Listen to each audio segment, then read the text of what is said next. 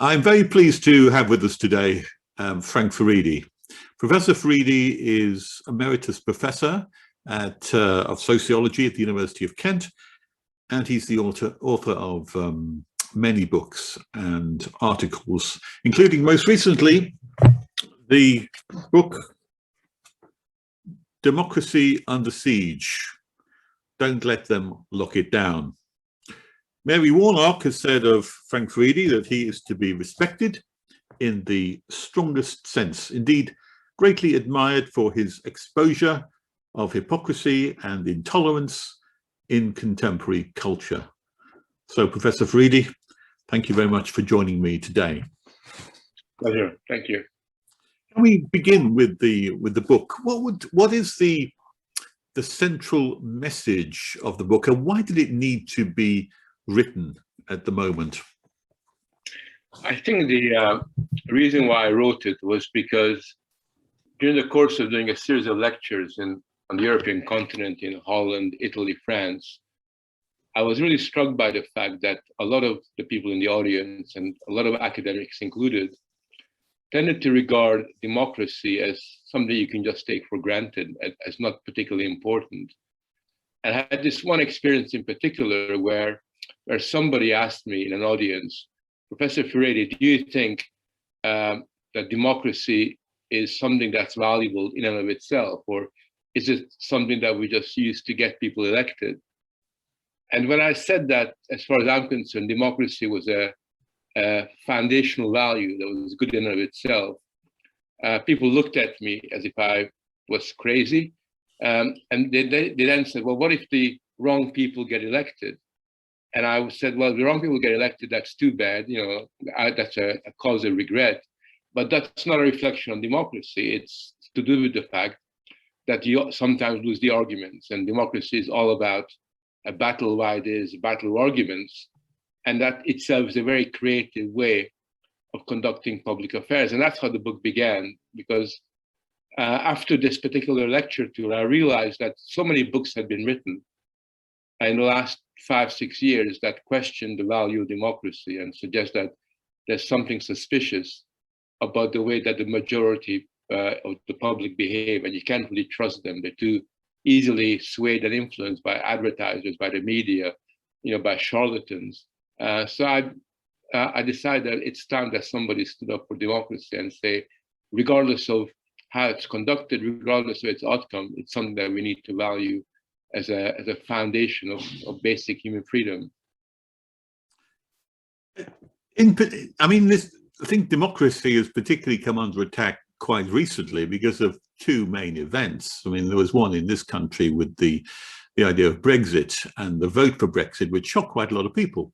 And over in America, you had the idea of President Trump being elected, which again shocked also probably the similar kind of people there. And democracy came under attack particularly and got relabeled as popularism. Is there any difference between popularism and democracy as far as you see it? I think there is. I mean, populism has had a very mixed history. Historically, had a very respectable sensibility attached to it. Populism was really about expressing the views of the people quite eloquently. Populism now is regarded as almost like a form of extreme right-wing nationalism or semi-fascism. And I think that what has happened is that the people that were quite surprised by the vote for Brexit were surprised because they basically live in a bubble, in a world that's completely out of touch with the way that ordinary people think, completely disconnected from their aspirations.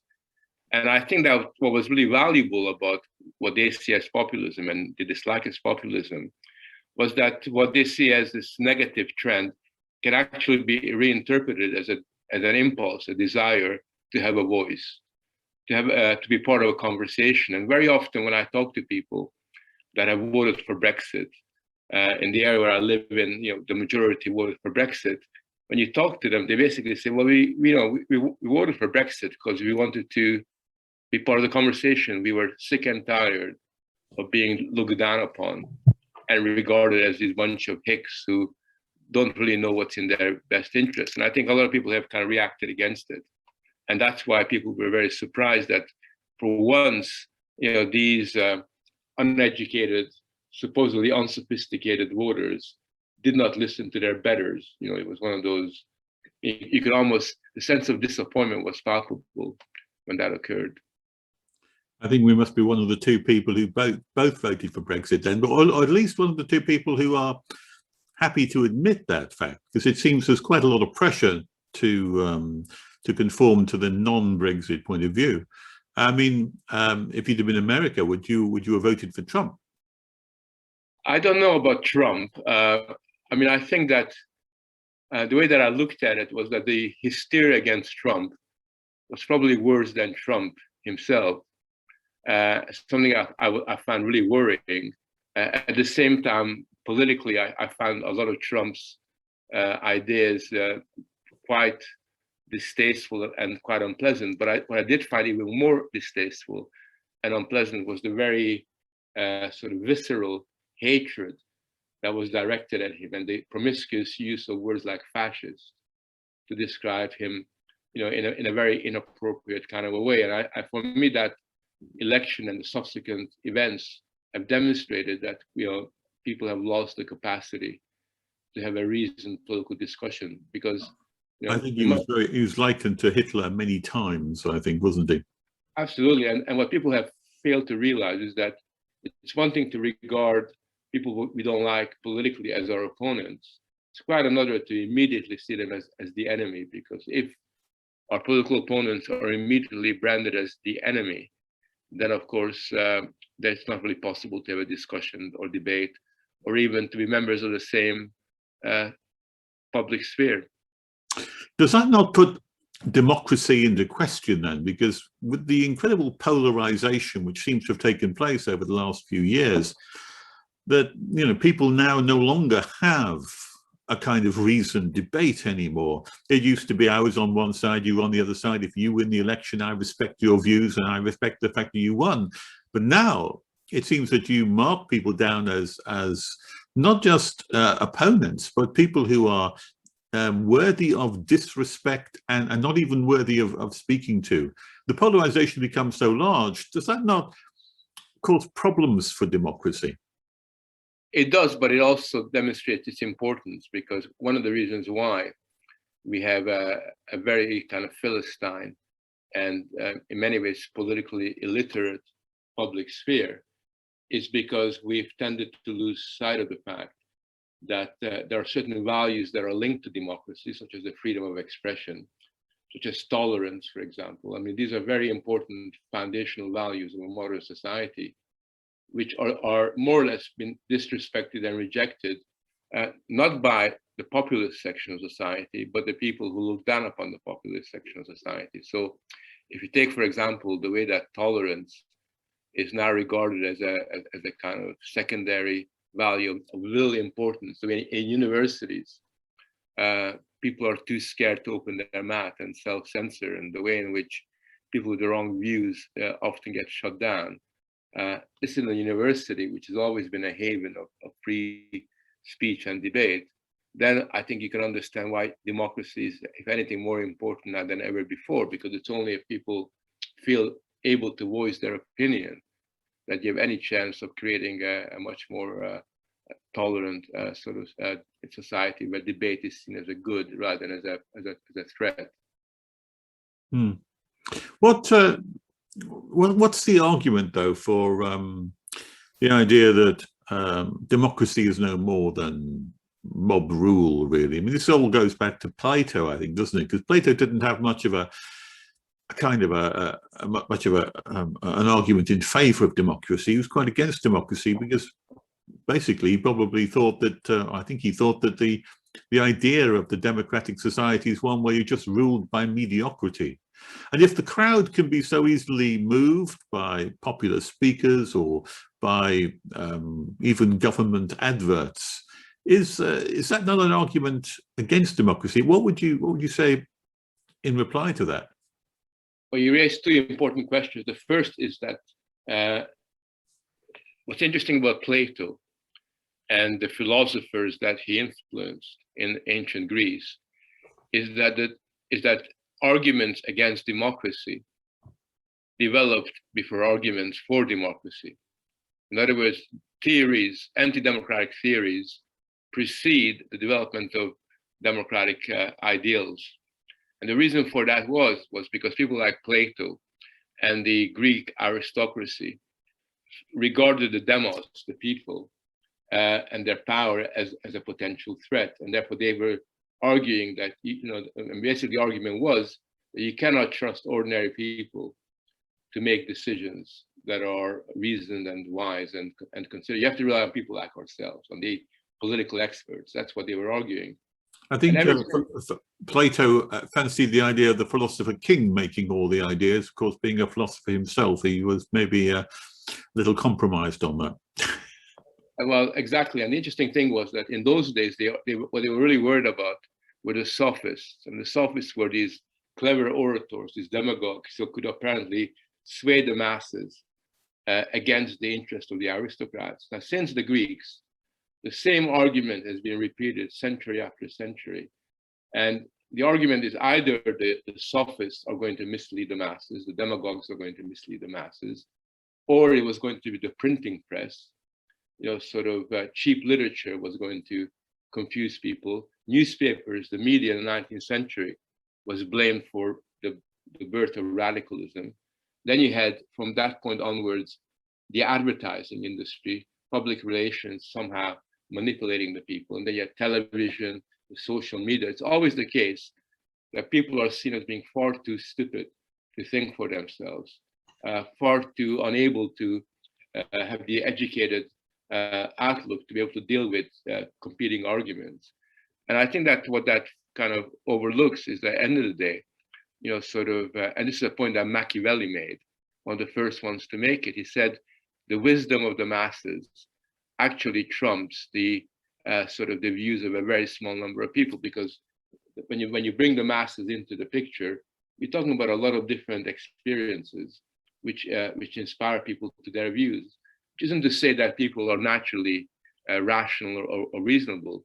What it means is that if you argue and discuss and take the masses, people seriously, then you're far more likely to come up with reasoned arguments than if you simply reject them and tell them that they're stupid, they don't know what they're thinking, they have to listen to us. Because in the absence of argument and debate, what you're going to have is essentially a kind of herd mentality and a herd outlook. It's a herd outlook that's promoted by the elites rather than by anybody else.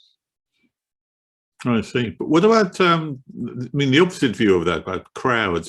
Douglas Murray wrote a book quite recently called The Madness of Crowds, really about groupthink and about how whole crowds of people feel the same way, but maybe can be totally wrong. Yes, I think that Douglas is partially right, partially not, because the way that it works is that groupthink kicks in when these groups become entirely isolated from one another. Groupthink really kicks in when, for example, a group of students in a university just talk to people like themselves, and they reinforce one another. And that happens on the social media, where you have 20 people just basically saying the same thing. So in one of my research, I looked at a bunch of young women who were talking about cutting themselves and how good that was and how important that was. And they were all competing as to who's going to cut their arms more than the other ones, because there was no way of containing the sentiments and the views they were expressing. But the groupthink breaks down the minute that people are forced into a communicative relationship with one another. And that's what democracy forces us to do. Democracy opens the doors. It kind of encourages us to listen and to argue and to maybe change our minds because of the kind of pressure that we're under. So I think that if there's groupthink, it's a groupthink that is principally because of the way that the elites in our society have created these very segregated forms of cultural experiences, rather than because people naturally, kind of want to be like sheep and just merely repeat one another. Okay. Bringing us up to date, so I mean, with the last year has been rather an unusual year, certainly for democracy, with lockdown in place. How has lockdown affected democracy in our own world in the West, do you think? I think what the lockdown and the pandemic did was to reinforce all the trends that pre-existed it. And I think that one of the unfortunate things that has occurred during the lockdown is that people's sense of insecurity became incredibly heightened, and public policies promoted that sensibility by arguing that you must stay safe, you must not go out, you must not do anything that in any shape or form upsets the way that we've organized the lockdown. And basically what was suggested was that in exchange for you giving up some of your freedoms, we're going to make you more secure and safe. It's what I call the safety freedom trade-off, where we keep you safe, but you give up your freedom in relation to that. And I think that one of the consequences of this culture that became very strong during the lockdown is a significant minority of society has more or less acquiesced to the lockdown as the permanent way of life. It's what I call the adoption of a lockdown lifestyle, where a lot of people almost feel that, oh, isn't it really good that I don't have to go to work anymore? I can just do my work out of my bedroom or sitting around on the kitchen table. Or isn't it really, really good that I got more time to myself because all the time I'm saving by not commuting? Isn't it really, really good that somehow I feel I got more time to talk to my family? And people have developed a variety of arguments as to why being on the lockdown is not really as bad as all that. And I can understand, what they're saying, but they're forgetting the fact that in the real world, a lockdown is not going to work for our bus drivers, our train drivers, the people that run our infrastructure, the Amazon delivery people. I mean, all the other people aren't going to stay at home. We need people who are actively kind of working. But unfortunately, there's this estrangement from freedom and free life that has become quite strong during the lockdown. And it's one of the biggest challenges that we face, how we overcome that and realize that actually we have to get back to not to a new normal, what they call the new normal, but to get back to the old normal, which is what we really need to establish and as the basis for our life going forward. Do you think we will get back to the old normal, or do you think the old normal has gone now forever? That's an open question. I think that it's possible to get back to the old normal, have real normality in that sense.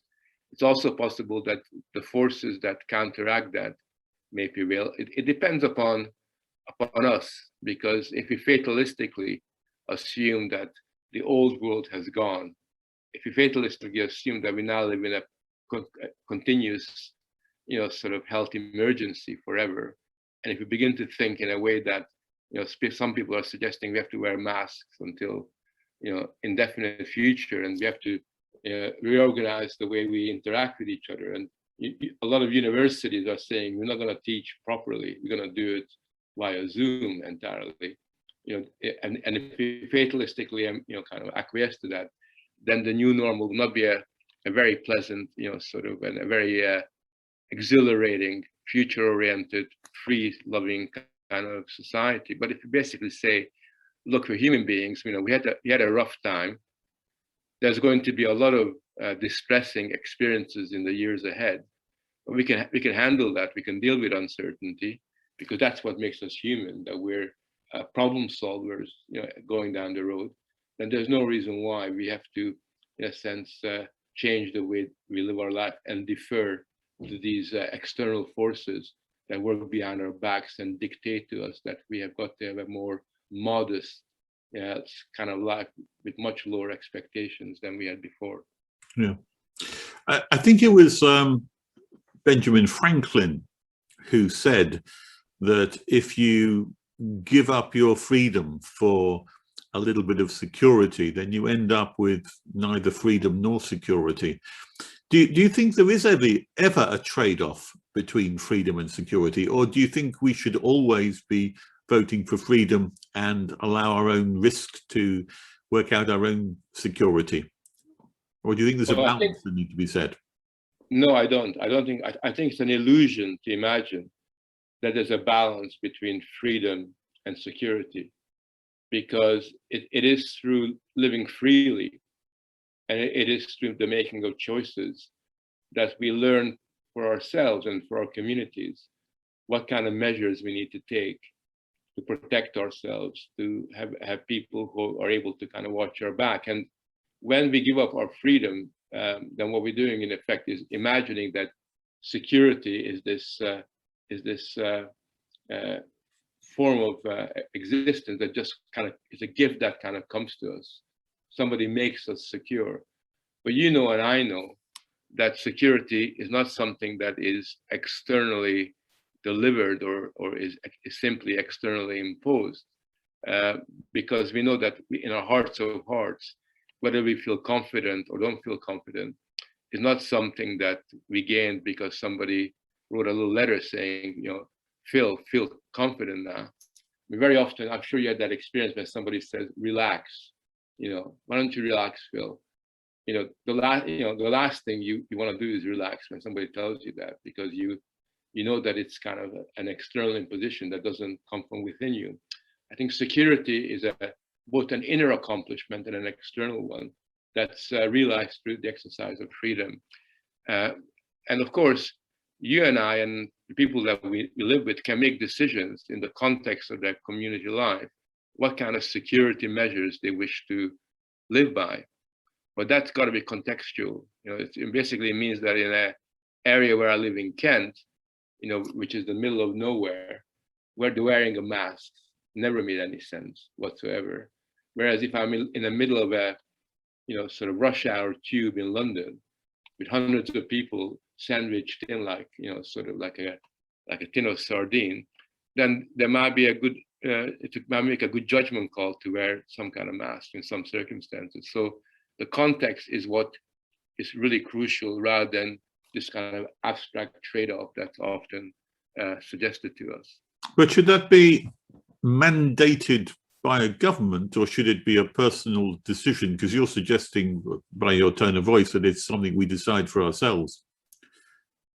I think that's something, you know, we make collective rules that apply to all of us in some circumstances. For example, like it's entirely legitimate for government to say that if people come from a particular part of the world, which has got a very high level of infection, you know, sort of viral infection, then we don't allow people to go there or to come into our communities from there. Those kind of decisions are entirely legitimate. And similarly, I think that we can say that, you know, we made a decision that anybody that works in the health sector, for example, in hospitals, should be vaccinated, right? Or should have to wear masks, whatever makes sense from a scientific health point of view. Those things are entirely all right. But when it comes to a lot of other decisions, I think we need to have a significant space for local contextual decision making, where we take measures, you know, and we exercise responsibility in accordance with the judgments that we made about our circumstances. And I actually trust people to do the right thing when they know that they are responsible for this particular community. I think on balance, people will make the right decisions that is appropriate for them, and they will behave in the right kind of a way. And I could see that, for example, at the moment I'm in Italy, in Lombardy, and it's interesting that you watch people, and a lot of Italians don't wear a mask, but when they see somebody from afar wearing a mask, they, as a kind of, you know, just because they're polite and sensitive individuals, they'll put a mask on in order to make those individuals feel okay, feel good, even though they think it's a complete waste of time. So in general, we are, human beings are quite sensitive to the needs of others, and particularly to the needs of those of us who are more powerless or have specific physical or health problems.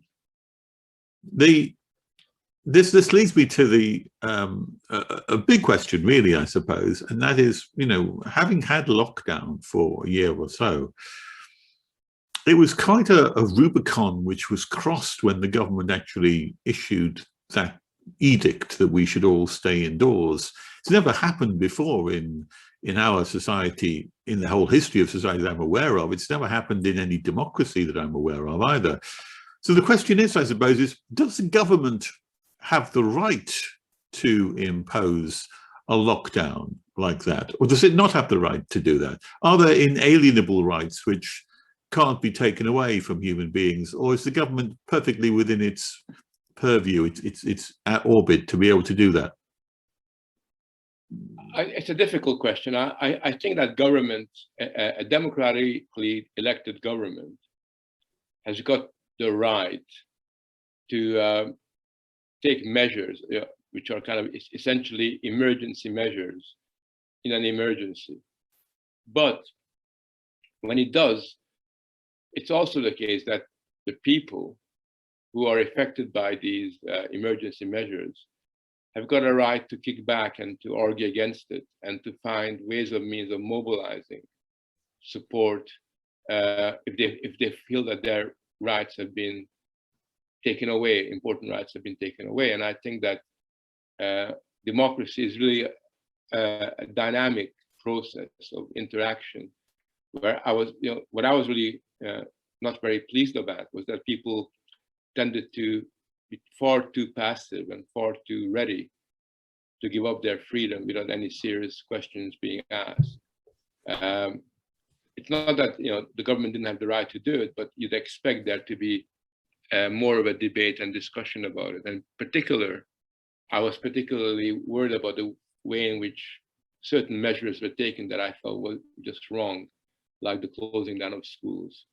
I thought it was really inappropriate that schools were closed down. It was very, very important for the sake of young people's education to keep them open. And I couldn't see any, sort of reasoned argument for it. If you take the balance of risk in relation to that particular section of our society, the risk of missing school was far, far, far greater than the contracting of the virus or anything like that. Mm.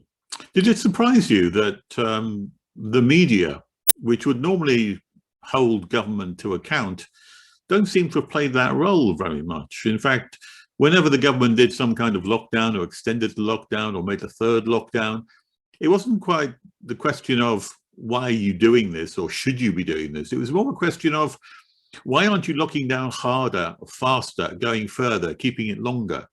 Does that surprise you?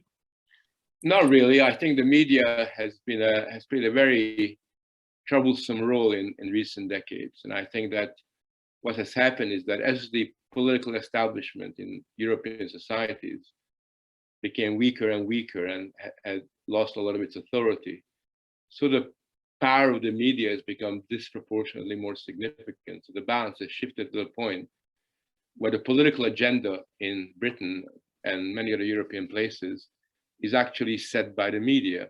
They decide what is the issue that ought to be debated and discussed. And you know this because you listen to the Today program and various other kind of media outlets, and they're discussing what they think is important rather than necessarily what may be objectively significant. So what happened in Britain was that from the very beginning, the government, to its credit, tried to be relatively open-minded about how to manage the pandemic. And you had the impression that they did try to keep things open as much as possible, but the media was hysterical. And right from the beginning, the media said, you're killing people, and they would have people, on the radio being interviewed whose mother contracted COVID. It's the government's fault. And basically what they did was they politicized the health emergency in a very inappropriate way, to the point at which they actually got the government to panic. And what happened, the government then gave in to that media pressure. And that media pressure has been relentless to this day. I mean, this morning and yesterday morning, if you listen to the media, to a person, they're saying it's irresponsible to have Freedom Day. It's irresponsible to open up society in a couple of weeks' time. how dare you do that? And they bring on board all these individuals from different organizations who totally love the lockdown, to kind of come across as the voice of genuine authority who really know what's needed, as opposed to the irresponsible politicians who want freedom. That pressure is still on, and I think the government, unfortunately, hasn't got the backbone to always counteract against it. But what I find difficulty understanding, and maybe you have better understanding than I do of this, but why does the media take that view? I would have thought the media would be pushing the other direction, saying, give us our freedom back, but they're not. They're saying the exact opposite of that. And, it's irresponsible to have a freedom, How do you explain that in terms of the media itself taking that view? I think the British mainstream media, along with the European one, has adopted a cultural outlook which is extremely estranged from many of the ideals to do with the Enlightenment, with universalism, with freedom, with tolerance. They have a very kind of prescriptive, very paternalistic outlook that is vetted to the idea that if anything moves that you don't like, just ban it. And the number of times the media calls for more laws, for making more events, turn them into a crime. The way they're continually demanding that we need more regulations in education, in school, and elsewhere. So they are extremely open to the idea of closing things down, of controlling, including the policing of language, which is one of their big causes. So in that sense, the critical media, in the way that you and I might know it in the past, the kind of, I don't know if you remember in the old days, you had the Sunday Times Inside team that would kind of find really important through investigative journalism, would kind of bring to the surface something that had to, was being ignored, and we had to act upon, and we needed to be questioning and critical of government. That kind of media has gone. If you look at the Guardian, the Times, the Telegraph, it's full of opinion leaders and people talking about their views about the world. Very few investigative journalism, very few factual reporting, and certainly the number of journalists working in the media are committed to freedom and critical thinking are conspicuously few in numbers. And what's caused that? Do we know? You asked some very difficult questions.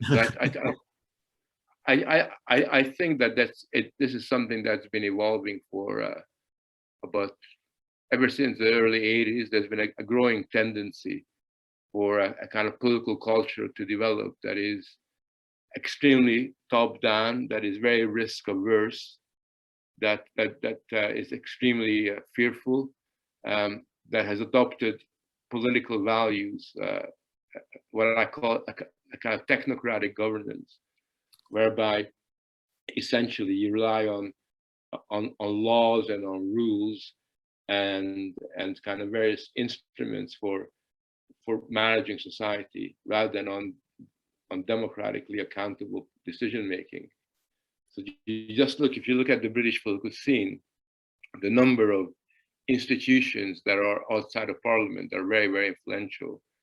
So if you're going to make policies on trans culture, you get these advocates of trans culture to make you suggestions about what kind of laws should be passed in that particular area. If you want to have some decisions being done about finances, then you get so-called independent bodies to kind of essentially run our financial policies, like the government, the way they set up the Bank of England, the way that it works now. Before that, they would rely on the EU. So the number of institutions that are technocratic institutions that are not accountable to us has proliferated, and along with it, the kind of political outlook that's very hospitable to this kind of risk-averse and kind of anti-choice regulatory kind of outlook. Have we become obsessed with risk as a culture now, too obsessed with it? well, we don't like the word risk anymore. I think, I mean, at the moment we see risk everywhere, and what we seem to have forgotten is that at the end of the day, uncertainty is part of our lives. It's always been part of our lives as human beings, and we need to make judgment calls at every single stage. Making judgment calls about uncertainty is a very creative act. It's how we learn and develop intellectually, culturally, technically. But of course, the problem that we have is that we're scared not only of risks, but we're even hostile to the making of judgments.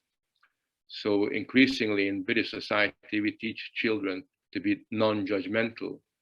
We teach them that making judgments is a bad thing. And we have this word that we've invented called being judgy, that somehow if you make judgments, then you're wrong. And we tell young people, universities, that there is no such thing as a right and a wrong answer very often.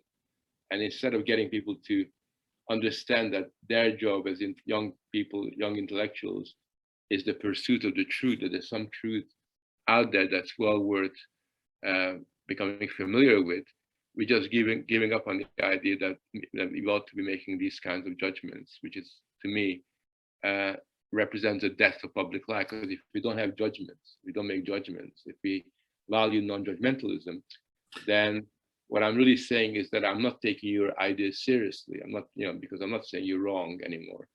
You might, whatever you say, that's all right. I'm not judging you, and therefore a real conversation becomes very difficult to maintain in those circumstances. This is going back to what you said earlier on about being we're meant to be heirs of the Enlightenment, and yet the Enlightenment was essentially triumphing reason over emotion. But we seem to have regressed back to an emotional state, don't we? Would you see it that way, as motivated by things like fear rather than by reason?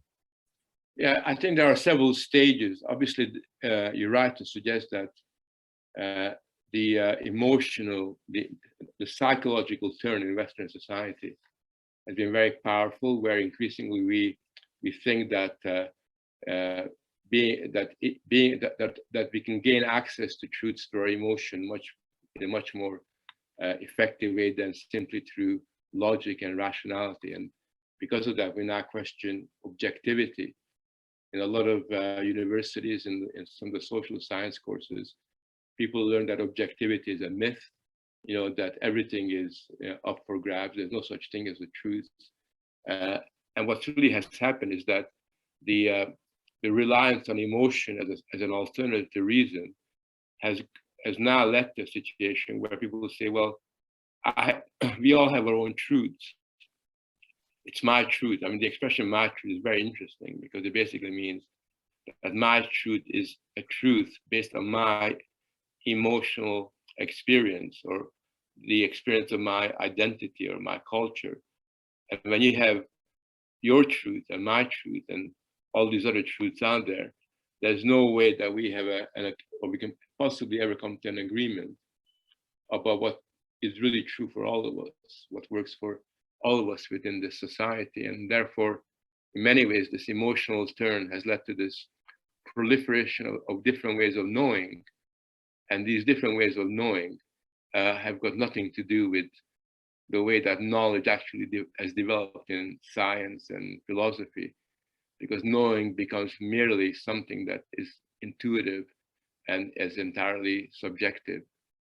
I mean, I had a very interesting engagement in Australia recently before the lockdown, where people were telling me that the knowledge of native people that they've had for thousands of years is arguably superior, gives us a more superior understanding of the environment and its problems than that of environmental scientists. And others come along and say, well, these people's way of knowing, or medieval witches had a way of knowing that is as on the same level as that of somebody who's done a PhD in nuclear physics or whatever.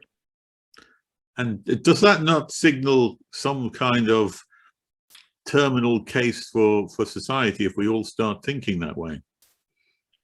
Well, we don't want to be that pessimistic. I think what you're pointing to is a crisis of nerve. There's a kind of kind of intellectual paralysis that's really, really very strong at the moment, where people are giving up on big ideas. Sort of in universities, they criticize the idea, what's called the grand narrative. And by grand narrative, what they really mean are theoretical and philosophical ideas that encompass human experience and try to explain or account for it. It's being suggested that that's wrong to think in this grandiose way, and instead we have to become much more modest and more limited and much more fragmented in the way that we approach stuff.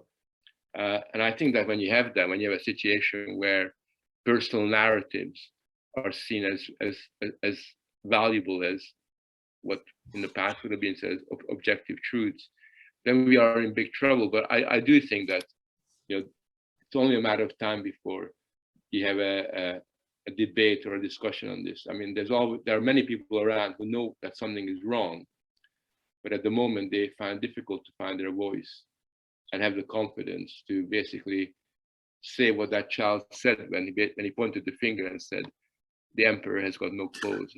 Yeah, what we need. Yes, and so at the moment we're traveling on an emotional society, and I think that's what's opened up much of the problems coming back to COVID and such like. Because we mentioned the media, we mentioned how they've become really sort of the handmaiden of government in a striking way, really. That the government itself is using emotional levers, isn't it? And the media are happily going along with those emotional levers in order to bring about whatever compliance they need to ensure that people act accordingly. Do you think that that's legitimate to use that kind of approach now in this day and age? No, I think it's quite troublesome that, for example, governments rely on behavioral psychology and try to use kind of various psychological techniques as a way of putting pressure on people.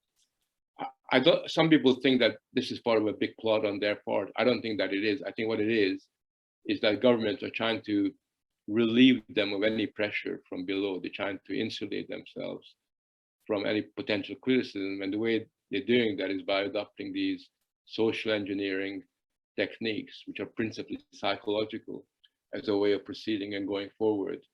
And I think that's wrong, because it means that they're treating us not as citizens, but they're treating us as patients, almost as a kind of people that need to be somehow, sort of medicalized and potentially cured.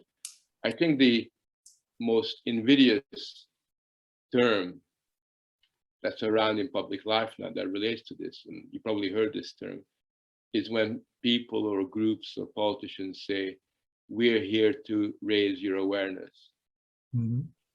Because whenever you hear that, let's raise your awareness, there's an implication that there are two kinds of people in this world: those who are aware, and these are our kind of moral authorities, these are our moral gods, we are aware, and those people whose awareness is being raised, the assumption is that somehow we're going to let you see the light. Is this where the term woke comes in? It is. Wokeness is a variation of being aware, and it relates to this idea that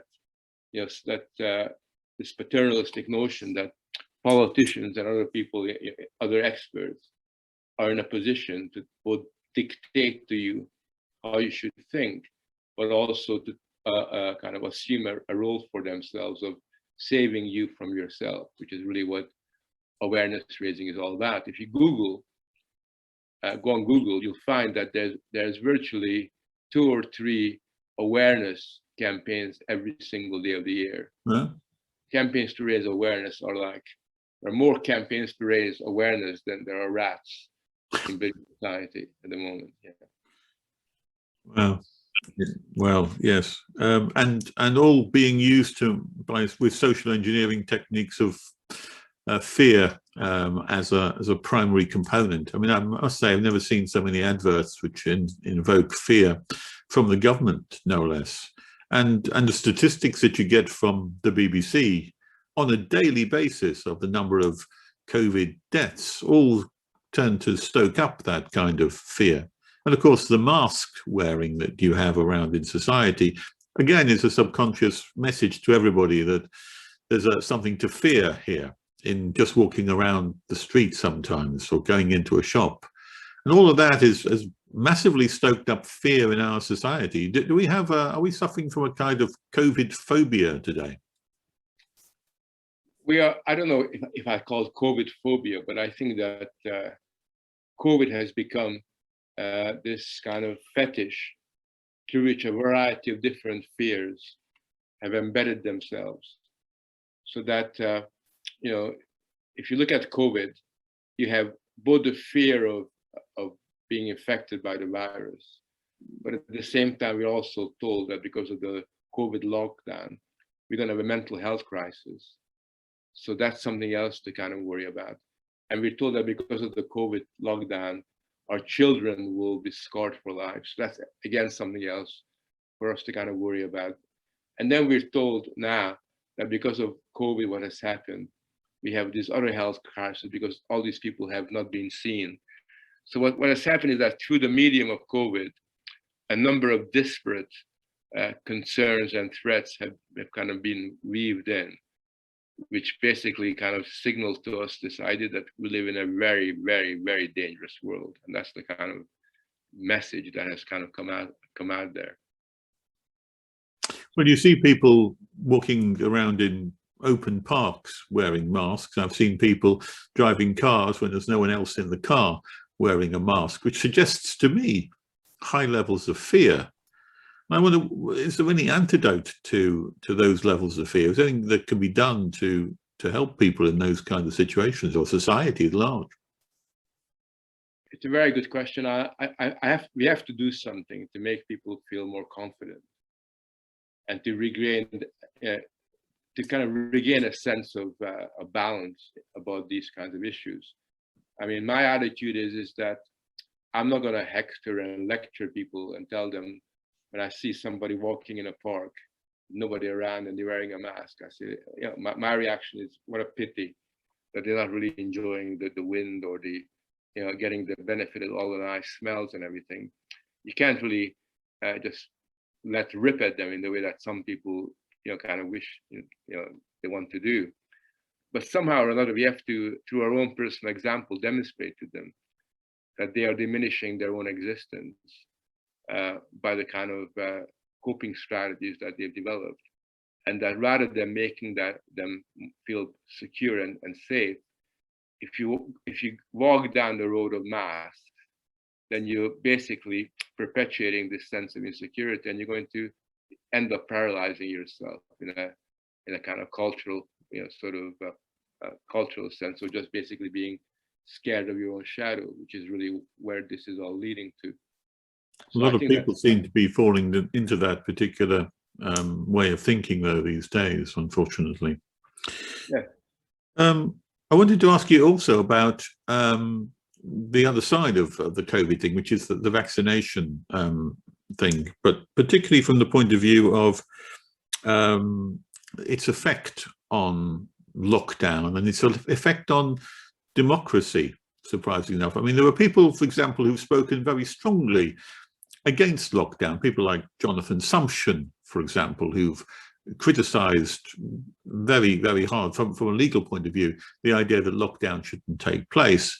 But on the other hand, he's also taken the view that having a vaccine passport is a good idea. I just wonder, what's your view of that? Those people who've been vaccinated have a passport where they can do things. Those people who've not been vaccinated don't have a passport and can't do those things. What's your view on that? That's a very difficult question. My view is very simple. This I think that when it comes to vaccination, there is a question of personal autonomy. So I would never ever force anybody to get vaccinated if they feel that this is an invasion of their bodily integrity. And I think that people's right not to be vaccinated is quite fundamental. At the same time, I take the view that there are certain circumstances in which participation in activities to participate in certain activities, one can legitimately demand that people be vaccinated. And I would say that it's entirely legitimate, for example, to expect that people that work in an old age home sector or care sector, that they should be vaccinated. You know, for example, what about taking part in normal activities in society, like going into a shop, or taking part in going to a football match, or even going on public transport? Should you need to have a vaccination passport to do those more common things? Well, I think you got to look at them quite specifically. I don't think so. I think where I would basically have sympathy for expecting people to get vaccinated is international travel, which is, there's a long tradition of people being vaccinated. I know, for example, when I did research in Africa as a young man, I had to have smallpox and a whole battery of vaccinations before I could go into certain African societies. But wasn't that a matter of personal choice rather than coercion? No, yeah. I mean, for example, I did a year in Kenya doing my PhD, and there were about 2 or 3 vaccines I needed to have in order to be allowed into Kenya. Right. Sort of, and I know, for example, my wife, who used to run an organization called BPAS, which had about 50 clinics. Since the beginning of time, they insisted that anybody that worked in that clinic had hepatitis vaccination against hepatitis B, that they be vaccinated so they wouldn't infect any of the patients. So in certain circumstances, I think it's legitimate for people that work there to be vaccinated. In certain, traveling, I think that's legitimate. Football, I'm not so sure about it. I've been very lucky. I've been to 3 Euro matches recently. Yeah. And I've been vaccinated, but a lot of people haven't that have been in there. I'm not sure about these kind of mass participatory thing. My philosophy is that we got the vaccine, so we should jab as many people as possible. Right, that's my philosophy. Because but would you agree with the Pimlico plumber man who says that as far as his plumbers are concerned, no jab, no job? Well, I think employers can make that decision for themselves. I mean, an employer can decide, that you want certain kinds of people working for you, not others. They do that already in a number of circumstances. So I think an employer has got to have the right to basically make those decisions. And I think that we respect people's right not to have a vaccine. We expect their decision to not to vaccinate themselves or their family, but then they have to live with the consequences of that decision. I think that's the case in all matters of individual choice. But if you say to people, you have the freedom to decide whether you can be vaccinated or not, it's your choice entirely. But if you don't, then you can't go to football matches, you can't go outside your house, you can't go to the local supermarket, you can't go on public transport, you can't go on aeroplanes. Isn't that just another form of coercion? Well, yes and no, but I mean, the point is that you're free not to do any of these things. You made a decision on the balance of things that this is how you want to live your life, and you have to live with that consequence. So just to take a step back, we already had similar problems with MMR vaccinations with children. So in many parts of the world, schools have decided that only children who've been vaccinated can attend, sort of against mumps, measles, and whatever the third M is. Only they can go to school. And I think that they had the right to make that decision, sort of, and the parents who didn't want to vaccinate their child either had to homeschool them or find another school that was open to the idea of allowing children in. I think these are decisions that are being made all the time, and just as you have a choice not to get vaccinated, others have a choice not to expose themselves on a regular basis to people that have been vaccinated. What's your view on identity cards in general? in order to partake in various things in society. I mean, the British culture has always been one which is a bit antagonistic towards identity cards. Continental cultures have been probably less worried about that. What's your view on the need to carry an identity card in order to partake in or to proceed or to travel? I'm fairly relaxed about it. I mean, I know people have very strong views at both ends. I haven't got a strong view on it. I think on balance, I like the British approach towards things where these things are as little regulated as possible. I don't like the idea of policemen stopping me and asking for my identity card in the way that it has happened to me in Spain or in France or other kind of places. At the same time, I don't have this massive fear of identity cards. I don't think that's something I worry about. But I think on balance, we should not have identity cards. For a very simple reason that the less control and rules there are that impact upon our life, the better on balance. So yes, I think on balance, I would definitely not, I would rather not have identity cards. At the same time, I have to acknowledge the fact that as a Hungarian citizen, I've got an identity card in Hungary, which I have to carry. I've never been asked for it ever by anybody, except by banks when I make money transfers, that sort of thing. But it's a different kind of culture, sort of it's got a different kind of meaning to it. I think in Britain, the introduction of identity cards would be a big blow against the kind of life that we all want to see flourish.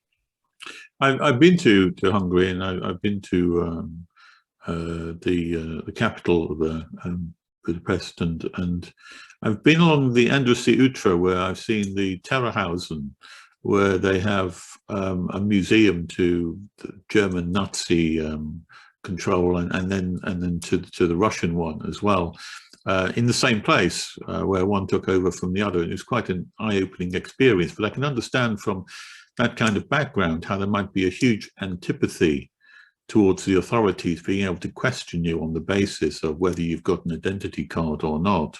I think people in this country too have that same kind of fear that it can develop into other things, rather like in China with social credit, that it can determine your connection to society as a whole, and therefore to your participation in democracy. Yeah, I mean, I think the point is that in places like Hungary, they've had identity cards since the 19th century, literally. So it's been like normalized to the point at which,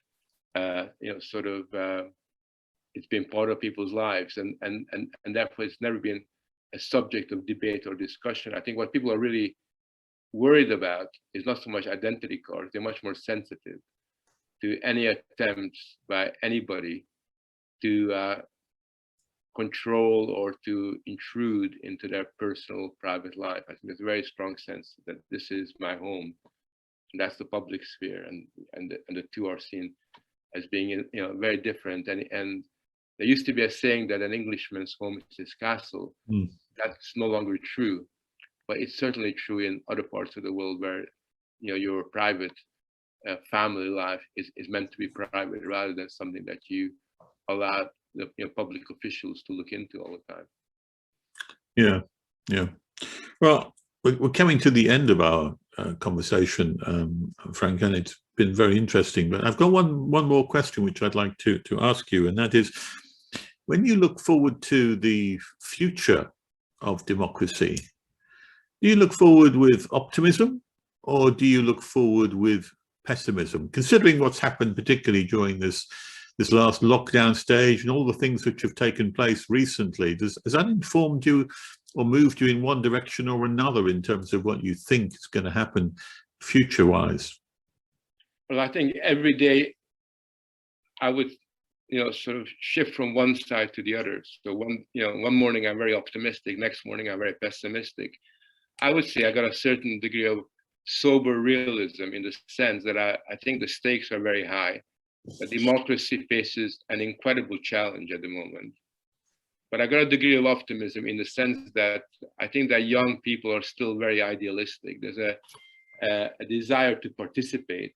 There's a desire to take yourself seriously, and somehow or another, as long as young people are idealistic and want to participate, there's always some kind of resource that could be more mobilized and harnessed for the protection of democracy. Do you think that young people in particular have any fondness for democracy? I mean, I remember seeing a survey fairly recently that about young people and freedom of speech, and an alarming number. I can't remember the figures now, but it was almost up to half people, or maybe even more than half, who said that they didn't have anything that they thought that freedom of speech should not be absolute, and that if it clashed with hate speech or upsetting people, then there shouldn't be freedom of speech.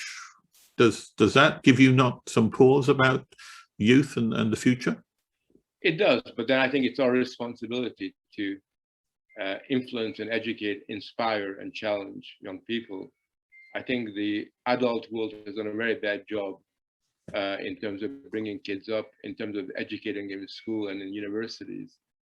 And I think that the fact that kids have turned out this way is of our own making rather than anything to do with them. It's what they learned.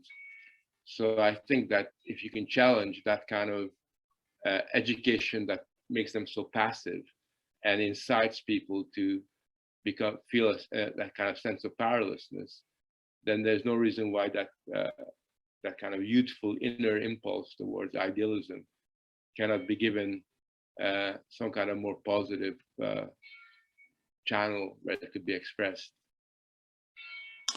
Frank Furedi, thank you very much indeed for your time and for your contribution today. It's been a very interesting talk. Let me just remind you that Frank Furedi's book is called Democracy Under Siege. Don't let them lock it down. It's produced by Zero Books and it's for sale at $12.99, or I think even less if you buy it from Amazon, from maybe some other good bookshops too. But highly recommended. Thank you very much. Pleasure. Nice talking to you.